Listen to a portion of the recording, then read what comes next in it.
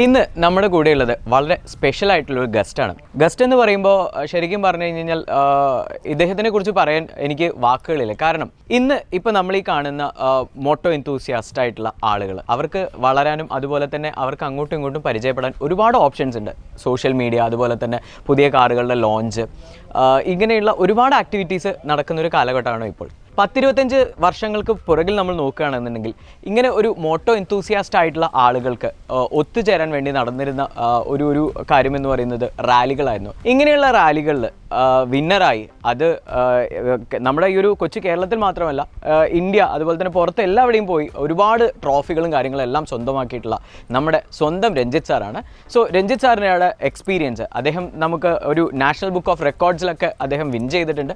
അതിൻ്റെ ഡീറ്റെയിൽസും കാര്യങ്ങളാണ് നമ്മൾ ഈ ഒരു വീഡിയോയിൽ കാണാൻ പോകുന്നത്. അപ്പോൾ നമുക്ക് സ്വാഗതം ചെയ്യാം നമ്മുടെ സ്വന്തം Ranjith sir. Sir please. Hi sir, thank you so much for this time. Sir, ശരിക്കും പറഞ്ഞു കഴിഞ്ഞാൽ ഞങ്ങളെപ്പോലത്തെ ഈ ഒരു വളർന്നു വരുന്ന ഓട്ടോ എന്തൂസിയാസ്റ്റിന് ഒരു റോൾ മോഡൽ തന്നെയാണ് സർ. കാരണം എന്താണെന്ന് വെച്ച് കഴിഞ്ഞാൽ ഞങ്ങൾക്കിപ്പോൾ കാര്യങ്ങൾ പഠിക്കാനും അല്ലെങ്കിൽ പുതിയ പുതിയ വാഹനങ്ങൾ കാണാനും ഒരുപാട് ഓപ്ഷൻ ഉണ്ട്. യൂട്യൂബും അതുപോലെ തന്നെ സോഷ്യൽ മീഡിയയിലൊക്കെ നമുക്ക് കുറേ ഡീറ്റെയിൽ അറിയാം. പക്ഷേ ഒരു 25 കൊല്ലം മുന്നേ എങ്ങനെയാണ് സാർ ഈ ഒരു മോട്ടോർ സ്പോർട്ടിലേക്ക് എത്തിപ്പെട്ട്?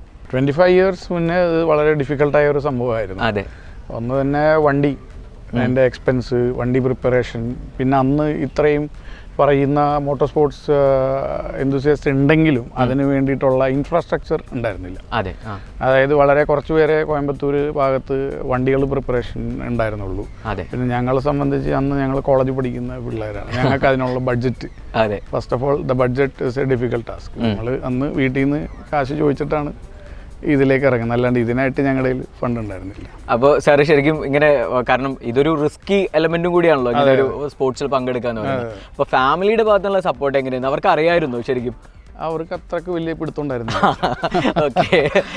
അവർക്ക് വലിയ പിടുത്തം ഉണ്ടായിരുന്നില്ല. പിന്നെ ഞങ്ങളുടെ ബിസിനസ് ഹോട്ടലായതുകൊണ്ട് ഞാൻ നോക്കുന്നതുകൊണ്ട്, അപ്പോൾ അതിൽ നിന്ന് എനിക്ക് ഒരു സാലറി ഫിക്സ് ചെയ്തുകൊണ്ട് ഫാദർ, അപ്പോൾ അതുകൊണ്ട് ഇതുകൊണ്ടായിരുന്നു പോയിരുന്നത്. പിന്നെ OG സുനിൽ എന്ന് പറഞ്ഞു കഴിഞ്ഞാൽ എറണാകുളത്തെ ഏറ്റവും വർഷങ്ങളായിട്ട് റാലി ഓടിച്ചിട്ടുണ്ട്. പുള്ളിയാണ് എൻ്റെ ഗുരു. പുള്ളിയാണ് എന്നെ റാലിയിലോട്ട് ഇറക്കുന്നത്. അതെ അല്ലേ? അപ്പോൾ അതുവരെ കാർ ഓടിക്കാൻ അറിയാം, അതിൻ്റെ ഒരു ടെക്നിക്കൽ സൈഡ് അറിയില്ലായിരുന്നു. അത് ശരി. പുള്ളി റാലി ഓടിച്ച് പുള്ളിക്ക് മതിയായി കഴിഞ്ഞപ്പോൾ പുള്ളിയുടെ വണ്ടി ഞാൻ ഓടിക്കണുണ്ടപ്പോൾ പുള്ളി എന്നോട്, അത് പുള്ളിയുടെ ഒരു വലിയ മനസ്സാണ്. അന്ന് നമുക്ക് റാലി കാർ പ്രിപ്പയർഡ് ഇല്ല. പുള്ളി അന്ന് എന്നോട് കാർ ഓടിക്കാൻ ബലമായിട്ട് പറയുകയാണ്. അപ്പോൾ I never knew anything to do with the rally car. He's teaching me. അത് കഴിഞ്ഞ് പിന്നെ വേറെയും ഫ്രണ്ട്സ് ഉണ്ട്, അഭിലാഷ്, അങ്ങനെ 3-4. പിന്നെ ചെട്ടിനാട് സ്പോർട്ടിംഗ് എന്ന് പറഞ്ഞുകൊണ്ട് ഒരു ടീം ഫോർമേഷനായി.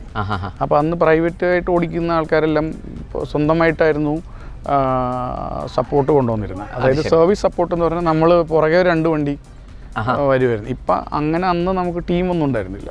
പിന്നെ ചെട്ടിനാട് സിമെൻസിൻ്റെ ഓണർ അവരും ഞങ്ങളെല്ലാവരും കൂടെ അന്ന് പ്ലാൻ ചെയ്തിട്ട് ഈ ഫോമിൻ്റെ team call Chettinad sporting. Great. ശരിക്കും പറഞ്ഞു കഴിഞ്ഞാൽ ഇപ്പം നമ്മൾ നോർമൽ ഒരു വെഹിക്കിൾ അല്ല, അത് ഒരുപാട് ഓൾട്രേഷൻ കാര്യങ്ങളെല്ലാം സാറ് പറഞ്ഞിട്ടുണ്ടായിരുന്നു. ഈ ഒരു കുറേ കാലം മുമ്പ് വരെ ശരിക്കും പറഞ്ഞു കഴിഞ്ഞാൽ അതിന് വേണ്ടിയിട്ട് നമ്മുടെ കേരളത്തിലുള്ള ആരെങ്കിലും ഒക്കെ ഉണ്ടായിരുന്നു, അതോ പുറത്ത് തന്നെ പോണ്ടി വന്നിരുന്നു? ഞങ്ങളാരും കേരളത്തിലല്ല ചെയ്തിരുന്നത്, പക്ഷേ കേരളത്തിൽ സംഗീത് ഉണ്ടായിരുന്നു. അതെ അല്ലേ? സംഗീത് ഉണ്ട്, അങ്ങനെ 1-2 പേരുണ്ടായിരുന്നു. സംഗീത് അന്ന് വെരി വെൽ നോളജ്ഡ് ആയിരുന്നു അത് ചെയ്യണം. പിന്നെ ഇത് FIAയുടെ സ്പെക്ക് പ്രകാരമുള്ള സേഫ്റ്റി ഇത് കാര്യങ്ങൾ ചെയ്യണം, അപ്പോൾ അത് അറിഞ്ഞിരിക്കണം.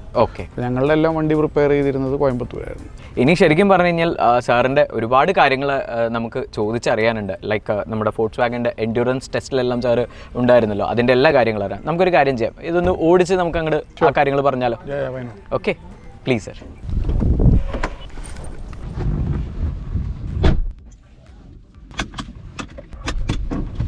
ഇപ്പോൾ നമ്മുടെ സാറ് ഈ ഒരു റാലി ഡ്രൈവിനൊക്കെ പോകുന്ന സമയത്ത് നമ്മളിപ്പോൾ സാധാരണ ഇങ്ങനെ റോഡിലൂടെ ഓടിക്കുന്നു, റാലി ഡ്രൈവ് ഉണ്ട്. നോർമലി ഞങ്ങളെപ്പോലത്തെ അറിയാത്ത ആളുകൾക്ക് ഒന്ന് പറഞ്ഞു തരുമോ എന്താ ഒരു ഡ്രൈവിങ്ങിലെ ചേഞ്ച് എന്നുള്ളത്? ഡ്രൈവിങ്ങിലെ ചേഞ്ച് എന്ന് പറഞ്ഞാൽ ഇവിടെ നമ്മൾ വണ്ടികൾ 360 വണ്ടികൾ നോക്കിക്കൊണ്ടിരിക്കണം. പിന്നെ നമ്മൾ റാലി ഓടിക്കുന്നതുകൊണ്ട് നമുക്ക് കുറച്ചും കൂടെ അതിൽ റിഫ്ലെക്സ് കൂടുതലാണ്. അത് ശരി. പിന്നെ we will not do all those stunts, റൂട്ടിൽ കിടന്ന് ബാക്കി പിള്ളേർ കാണിക്കുന്ന പോലെ സ്പീഡ് കൂട്ടുകയോ പിടിക്കുകയോ ഒന്നും ചെയ്യില്ല.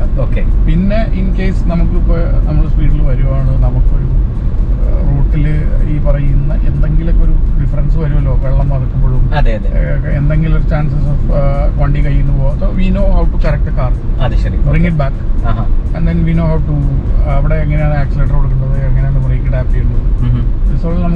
എക്സ്പീരിയൻസ് ഉള്ളത് we will have more control over the car.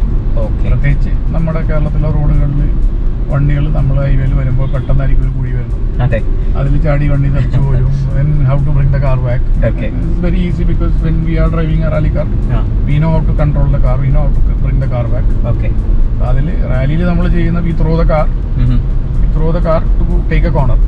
ഇവിടെ വണ്ടി ഓട്ടോമാറ്റിക്കലി പോവുകയാണെങ്കിൽ we know how to bring it back. ഇപ്പോൾ ഇത്രയും കാലത്തെ ഈ ഒരു ഡ്രൈവിൽ ഏറ്റവും ഒരു മെമ്മറബിൾ ആയിട്ടുള്ളൊരു മൊമെന്റ് ഏതായിരുന്നു? കൽക്കട്ട റാലി. എന്തായിരുന്നു അതിന്റെ പ്രത്യേകത? Calcutta rally is too fast. അപ്പോൾ അതിൽ എപ്പോഴും നമ്മൾ വി ആർ ഓൺ ദ 100%. ഇവിടെ കൂടുതലും കോണേഴ്സും വളവും കൂടുതൽ ഇതുകൊണ്ട് കൽക്കട്ടയിൽ it's kind of more on street ആണ്. അപ്പോൾ നമ്മളുടെ വണ്ടിയുടെ സ്പീഡ് കൂടും, പെർഫോമൻസ് കൂടും. അപ്പോഴാണ് വണ്ടിയുടെ ആക്ച്വൽ പെർഫോമൻസ് കാണുന്നത്. അത് ശരി.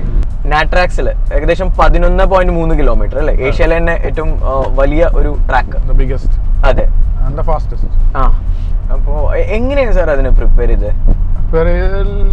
Basically we use to do a bit of cardio. കാരണം 24 hours നമ്മൾ ഓടിക്കുന്നതുകൊണ്ട് there is a driver change every 1.5 hours.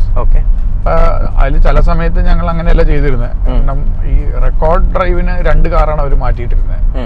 മറ്റേത് മീഡിയ ഒക്കെ അവർ കൊടുത്തിട്ടുണ്ടായിരുന്നു. Though you had a crew of 20 or 20 people ഓടിക്കാൻ വേണ്ടി ഉണ്ടെങ്കിലും ഇതിൽ ഓടിക്കാൻ വേണ്ടി സ്പെസിഫിക് ആയിട്ട് റാലി ഓടിച്ചിരുന്ന ഡ്രൈവേഴ്സ് തന്നെയായിരുന്നു കൂടുതലുണ്ടായിരുന്നത്. അപ്പൊ അതിന് വേണ്ടി ഇപ്പൊ ഞങ്ങളോട് പറഞ്ഞിട്ടുണ്ടായിരുന്നു you might have to drive 1.5 hours on each loop. അതല്ല, you will have to drive 3 hours. 3 hours വരുമ്പോഴാണ് നമുക്ക് ഈ ബുദ്ധിമുട്ട് ഉണ്ടാവുന്നത്. അപ്പൊ നമുക്ക് ഈ ടണൽ വിഷനും നമുക്ക് ചെറിയൊരു ഉറക്കം വരുന്നത് വരും. കാരണം there is not much of a driver input ഇതിൽ. കാരണം സ്ട്രെയിറ്റ് റോഡ് അങ്ങനെ തന്നെ കുറേ നേരം ഇരിക്കുമ്പോൾ നമുക്ക് ഒരു ടണൽ വിഷൻ വരും, മന്ദത വരും, ബോറടി വരും.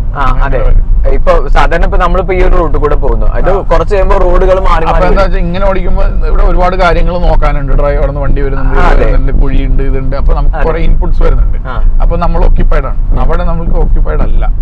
Plus you need to concentrate because you are going on 203 km/h. അപ്പൊ ബാരിക്കേഡ് ആയിട്ട് നമ്മൾ ശ്രദ്ധിക്കണം. എല്ലാ കോർണറിലും ഒരു ഓവൽ ടേൺ ആണ് വരുന്നത്. അപ്പൊ അത് you have to be careful. പിന്നെ അവിടെ ഉണ്ടാവുന്ന ബുദ്ധിമുട്ടുകൾ എന്ന് പറഞ്ഞു കഴിഞ്ഞാൽ അതൊരു ഫോറസ്റ്റ് ഏരിയ ആണ്. അപ്പൊ അവിടെ ഈ ഫോക്സ് ഉണ്ടാവാറുണ്ട്, റാബിറ്റ് ഉണ്ടാവാറുണ്ട്, പിന്നെ ഒരു ടർപ്പ്, ഒരു കിളിയുണ്ട്. അത് മയിലിനെ പോലെ ഇരിക്കും, വലുതാണ്. അത് ട്രാക്കിലുണ്ടാവും. പക്ഷെ അത് അവര് ദേ ഹാവ് ഈ എയർ ഗൺ അവര് പൊട്ടിക്കും. ചിലപ്പോൾ അത് പൊട്ടിക്കുമ്പോൾ അത് നേരെ നമ്മുടെ അടുത്തേക്കായിരിക്കും വരുന്നത്. അപ്പൊ അത് ആണ് ഒരു ആകെയുള്ള ഒരു സേഫ്റ്റി പ്രോബ്ലം അവിടെ ഉള്ളത്.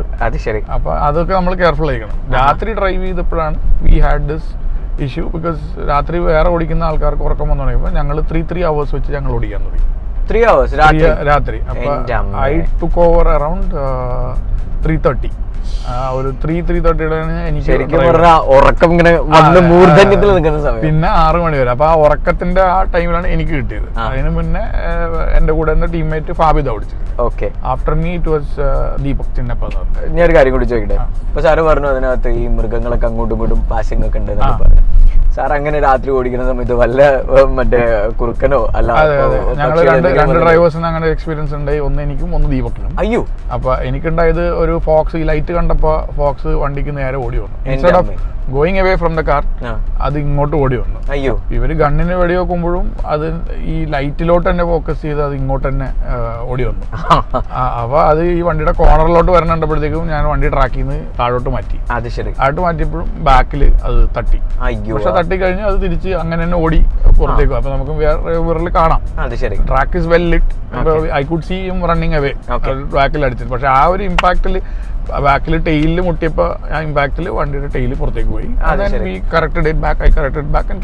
അതുകൊണ്ടാണ് അവര് ശരിക്കും പറഞ്ഞാൽ ഈ റാലി ഡ്രൈവ് പ്രിഫർ ചെയ്യാൻ ചില ഇൻസ്റ്റൻസസ് നമ്മൾ പെട്ടെന്ന് നമ്മുടെ റിഫ്ലെക്സ് വർക്ക് ചെയ്യും. We corrected the car back. അപ്പൊ അവര് ചോദിച്ചു car is okay, if it is not okay bring the car back എന്ന് ചോദിച്ചു. കാരണം എല്ലാവർക്കും കാണാം, ക്യാമറാസ് എല്ലായിടത്തും ഉണ്ട്. അപ്പൊ കാർ വാസ് ഫൈൻ, വേറെ കുഴപ്പമൊന്നും.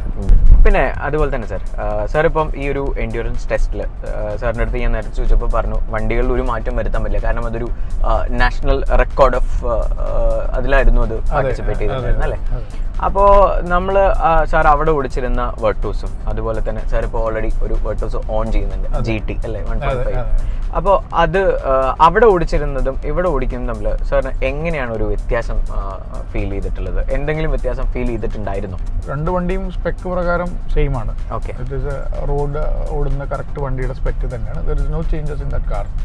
So you are suppose to maintain that same spec in that car. അതിനാണല്ലോ നമുക്ക് ഈ ഒരു അവാർഡ് വരുന്നത്.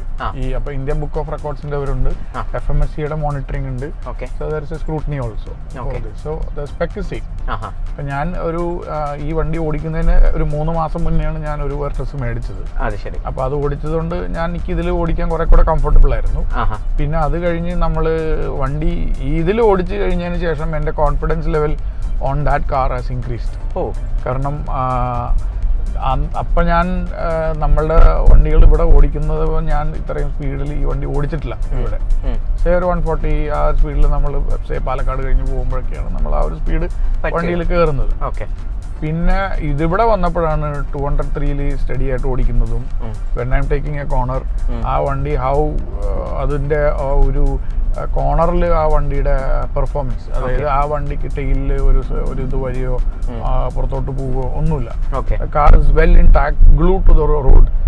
ഭയങ്കര ആ ഒരു റോഡ് പെർഫോമൻസ് ആ വണ്ടിയുടെ ഞാൻ കണ്ടത് അവിടെ വെച്ചിട്ടാണ്. കാരണം ഇൻ ടേംസ് ഓഫ് സേഫ്റ്റി നമ്മൾ ഇത്രയും സ്പീഡിൽ ഓടിക്കുമ്പോൾ ആ വണ്ടിക്ക് ഒരു തരത്തിലുള്ള നമ്മളിപ്പോൾ റോഡിൽ ഓടിക്കുമ്പോൾ വണ്ടിയുടെ സസ്പെൻഷൻ്റെ ഒരു ഡിഫറൻസ്, വണ്ടി ഡിപ്പ് ചെയ്യുമ്പോൾ വണ്ടിയുടെ ടെയില് പുറത്തോട്ട് പോലെ ആ ഒരു ആക്ഷൻ വരും വണ്ടിക്ക്. അപ്പൊ നമുക്കറിയാം ഇത് വണ്ടി ഇപ്പൊ ഒന്ന് കയ്യിൽ നിന്ന് പോവോ ഇല്ല എന്നുള്ളത് അറിയാം. ഇവിടെ കാർ ഇസ് ഗ്ലൂഡ്. ഒന്ന് ഡിപ്പ് ചെയ്തതിന് വണ്ടി അപ്പം തന്നെ നമ്മുടെ റാലിയുടെ സസ്പെൻഷൻ പോലെ തന്നെ ഒരു സ്റ്റിഫറായിട്ട് വണ്ടി നിൽക്കുന്നുണ്ട്. സോ കുറെ കൂടെ കൺട്രോളാണ്. ഇനി നമ്മൾ ടെയിൽ ഇത്രയും സ്പീഡിൽ വണ്ടി കോർണർ തിരിയുമ്പോഴും കാർ ഇസ് വെൽ എന്താ പറയുക, റോഡിൽ സ്റ്റിക്ക് ഓൺ ചെയ്ത് ഗ്ലൂ ഇരിക്കുന്ന പോലെയാണ് ആ വണ്ടി ഇരിക്കുന്നത്. ഒരു കാരണവശാലും വണ്ടി കയ്യിൽ നിന്ന് പോകുന്നില്ല. പിന്നെ അതിന്റെ സ്റ്റിയറിംഗ് നമുക്കൊരു റാലിയുടെ സ്റ്റിയറിംഗ് ഇരിക്കുന്ന പോലെ തന്നെ സ്റ്റിയറിംഗ് ആണ് കിട്ടുന്നത്. You get more confidence when you are having both your hands on the steering. Because അതിന്റെ കൈ വെക്കുന്ന ഭാഗം, ഈ ഒരു ഭാഗം, ഇതെല്ലാം പെർഫെക്റ്റ് ആണ്. പിന്നെ how the brake and accelerator everything is well align. Seating position is perfect.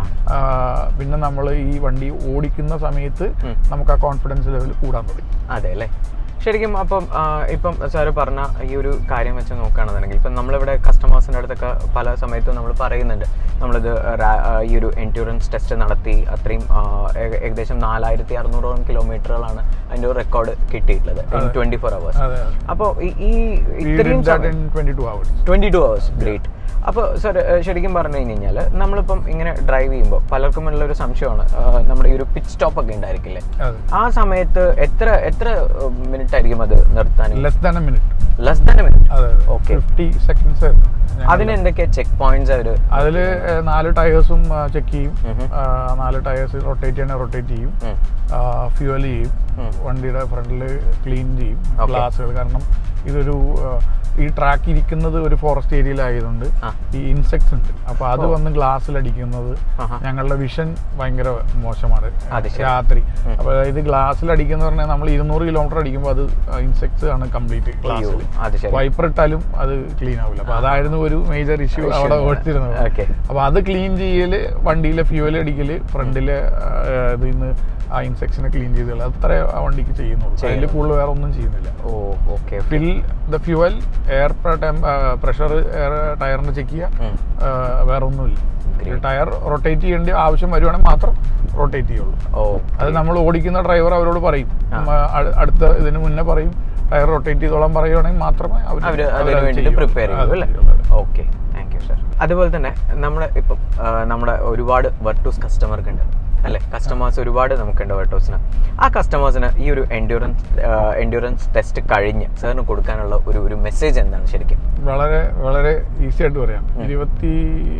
23 lakhs വരെ ഉണ്ടല്ലോ ഏറ്റവും കൂടിയ വണ്ടി. അതെ.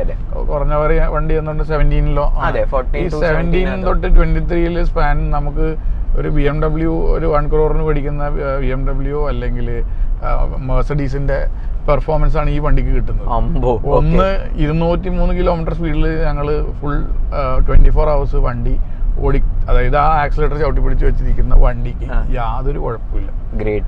ഒരു പ്രശ്നമില്ല. അതായത് 200 കിലോമീറ്റർ സ്പീഡിൽ കണ്ടിന്യൂസ് ഓടിക്കൊണ്ടിരിക്കുകയാണ്. അതിന് ആവറേജ് മൈലേജും കിട്ടുന്നുണ്ട്. അതെ, നല്ല മൈലേജും പെർഫോമൻസ് കിട്ടുന്നുണ്ട് വണ്ടിക്ക്. 24 hours ഒരു മെക്കാനിക്കൽ കംപ്ലൈന്റ് 4600 കിലോമീറ്റർ പ്ലസ് ഓടിയപ്പോൾ there is no mechanical complaint. ബ്രേക്കിങ്ങിന് ഒരു കുഴപ്പമില്ല. എന്നാൽ എഞ്ചിൻ എന്തെങ്കിലും വരണമല്ലോ. 200 കിലോമീറ്റർ സ്പീഡിൽ ഒരു വണ്ടി ഫുൾ ടൈം ചവിട്ടി പിടിച്ച് വെച്ചിരുന്നു കഴിഞ്ഞാൽ ഏതൊരു വണ്ടിക്ക് എന്തെങ്കിലും പ്രശ്നം വരുന്നുണ്ട്. ഈ വണ്ടിക്ക് ഒരു കുഴപ്പമില്ല. അത് കഴിഞ്ഞ് അവർ നോർമൽ റൂട്ടീൻ ആ വണ്ടി കൊണ്ടുപോയി ചെയ്തിരിക്കണം. അല്ലാണ്ട് ആ എഞ്ചിനിൽ ഒരു പരിപാടിയില്ല. അല്ലെ ഞങ്ങൾ ഓടിക്കുമ്പോൾ ഞങ്ങൾക്ക് ഫീൽ ചെയ്യണമല്ലോ 200 കിലോമീറ്റർ സ്പീഡിൽ ഉച്ചക്ക് തുടങ്ങിയിട്ട് പിറ്റേ ദിവസം ഉച്ചവരെ ഓടിക്കുന്ന ആ വണ്ടിക്ക് ഒരു ബ്രേക്കും ഇല്ല, അത് വണ്ടി നിർത്തിയിടല്ലോ ഒന്നുമില്ലല്ലോ. ഇത് ഞങ്ങൾ ഇറങ്ങണ ലെസ് ദാൻ 55 സെക്കൻഡ്സിൽ അടുത്ത ഡ്രൈവർ മാറി അടുത്ത ഡ്രൈവർ കയറുവാണ്. 200 കിലോമീറ്റർ സ്പീഡിൽ ഇങ്ങനെ ഓടിച്ചോണ്ടിരുന്ന ഏത് വണ്ടിയുടെ എഞ്ചിൻ കരി അത് പോകും. ഇതിന് ഒരു കുഴപ്പമില്ല. ഇത് പിന്നെ അങ്ങനെ തന്നെ. പിന്നെ സേഫ്റ്റി, വോൾക്സ്വാഗൺ ഇസ് എന്താ പറയാ വേൾഡിലെ one of the best cars ഉണ്ടാക്കുന്നതാണ് ഇൻ ടേംസ് ഓഫ് സേഫ്റ്റി. അതിൽ നിങ്ങൾക്ക് ഡോ ഔട്ട്. അത് ഇത്രയും കുറഞ്ഞ കാശിന് സേഫ്റ്റിയും പെർഫോമൻസും ഉള്ള ഒരു വണ്ടി വേറെ കിട്ടാനില്ല. അതുകൊണ്ട് തന്നെയാണ് ഞങ്ങൾ പോയിട്ട് ഞാൻ അങ്ങനത്തെ ഒരു വണ്ടി മേടിച്ചതിന്റെ കാരണം. Super, thank you sir. അപ്പോൾ ഇതൊക്കെയാണ് ശരിക്കും പറഞ്ഞാൽ സാറിന്റെ എക്സ്പീരിയൻസ് എന്ന് പറയുന്നത് കേട്ടോ. അങ്ങനെ ഫോക്സ്വാഗന്റെ എൻഡ്യൂറൻസ് ടെസ്റ്റിൽ പങ്കെടുത്ത രഞ്ജിത്തിന്റെ ഡീറ്റെയിൽ ആണ് നമ്മൾ കേട്ടത്. സോ ശരിക്കും പറഞ്ഞാൽ വളരെ ഇൻസ്പയറിംഗ് ആണ്. ഇത്തരം ഒരു കാറ് നമ്മുടെ റോഡിൽ നമുക്ക് ധൈര്യമായിട്ട് ഓടിക്കാമല്ലോ. ഇനി ഒരുപാട് കസ്റ്റമേഴ്സിന് ഉണ്ടാകുന്ന പല ഡൗട്ടുകളും ഇപ്പോൾ സാർ ക്ലിയർ ചെയ്ത് തന്നിട്ടുണ്ട്. So thank you so much sir.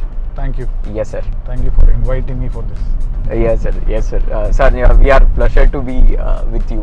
So as a rally driver, this car is perfectly fit for driving in a city, as well as നമ്മുടെ ഹൈവേയിൽ ഓടിക്കാൻ പറ്റുന്ന പെർഫോമൻസും സേഫ്റ്റിയും. അതായത് വണ്ടിയുടെ എന്താ പറയുക എൻഡുറൻസ്, അതായത് എന്ത് കാണിച്ചാലും കേടാവില്ലാത്ത ഒരു വണ്ടി ഞാൻ കാണുന്നത് ആദ്യമായിട്ട്. അല്ല എല്ലാ വണ്ടികളും നമ്മൾ എന്തെങ്കിലുമൊക്കെ പ്രശ്നങ്ങളുണ്ടാവും, ഒരു കുഴപ്പമില്ല. ഇനി ഞാൻ നിങ്ങൾക്ക് ഒരു ടോട്ടലി ഡിസൈൻഡ് വേറൊരു സർപ്രൈസ്ഡ് ആയിട്ടുള്ള ഒരു സാധനം നിങ്ങളെ ഞാൻ കാണിച്ചു തരാം. അത് നിങ്ങൾ ഒരു 2 മിനിറ്റ് സമയം തരിക, ഞാൻ നിങ്ങൾക്ക് കാണിച്ചു തരാം. Okay, waiting.